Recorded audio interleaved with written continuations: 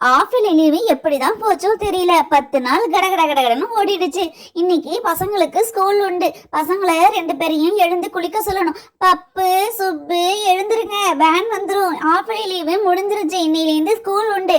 எழுந்து குளிச்சுட்டு ஸ்கூலுக்கு கிளங்கும்பா. நான் வெந்நீர் போட்டு வச்சிருக்கேன், வாங்க குளிக்கலாம்.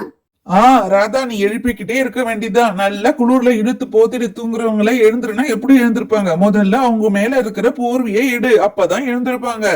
போர்வை எழுந்துட்டா மட்டும் உங்க பசங்க எழுந்துருவாங்களா? பப்பு சுப்பு போர்வை எடுத்து எப்படி தூங்குறாங்க பாருங்களேன். வேன் வந்துடும். இந்த மாதிரி தூங்குனா என்ன செய்யறது? இன்னும் 1/2 மணி தான் இருக்கு. குளிச்சுட்டு கிளம்பி ஆகணும். எழுந்துருங்களா? அம்மா நல்லா குளிருது, இப்ப போய் என்ன எழுந்திருக்க சொல்லுறீங்க? இன்னைக்கு ஒரு நாள் லீவு போட்டுட்டு நாளையில இருந்து நான் ஸ்கூலுக்கு கரெக்டா போறேனேம்மா, ப்ளீஸ்மா. மணி 8 ஆகுது, இன்னும் குளிருதா உனக்கு சுப்பு?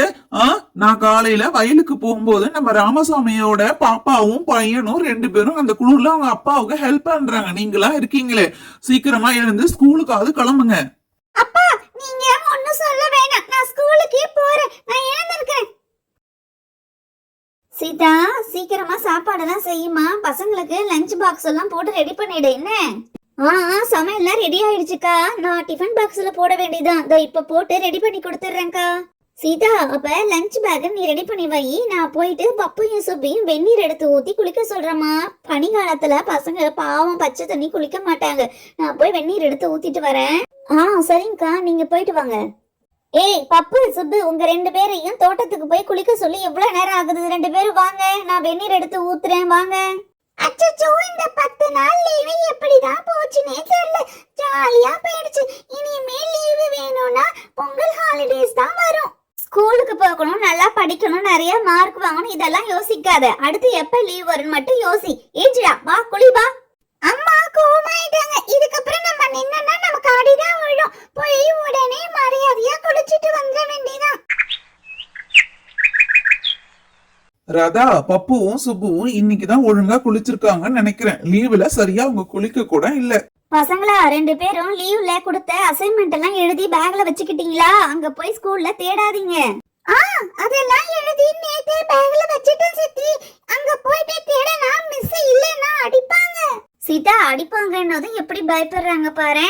நம்ம வீட்ல சொன்னா எங்கயாவது கேக்குறாங்களா? இனிமே நம்மளும் 4 கொடுத்தாதான் இவங்க சொன்ன பேச்சு கேட்பாங்கன்னு நினைக்கிறேன். பசங்களா, இன்னைக்கு ஆஃப் இயர் எக்ஸாமோட பேப்பர்லாம் தருவாங்கல்ல, எல்லாம் எடுத்துட்டு வந்து என்கிட்ட சைன் வாங்கணும், தெரியுதா? சரிங்கப்பா, எங்களுடைய பேப்பர் எல்லாம் கண்டிப்பா எடுத்துட்டு வரோம்.